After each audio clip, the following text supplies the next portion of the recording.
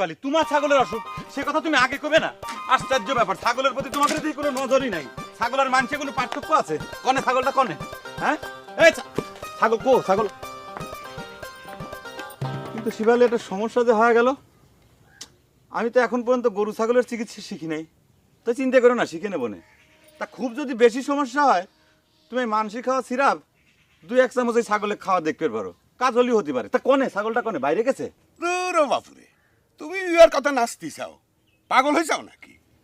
মানসি পায় না কাশের সিরাপ, ছাগলে খাওয়াইছি। তা অবশ্য ঠিক চাচা। শিফালি তুমি চিন্তা করো না, আমি ছাগলের চিকিৎসাটা শিখে নেই, তোমার ছাগলের চিকিৎসা করে দেবো না। গেলাম জাল কি ছিঁড়িয়ে গেছে, মাছ বাড়িয়ে যায় তাই না, খাইছিয়ে ধরবেন।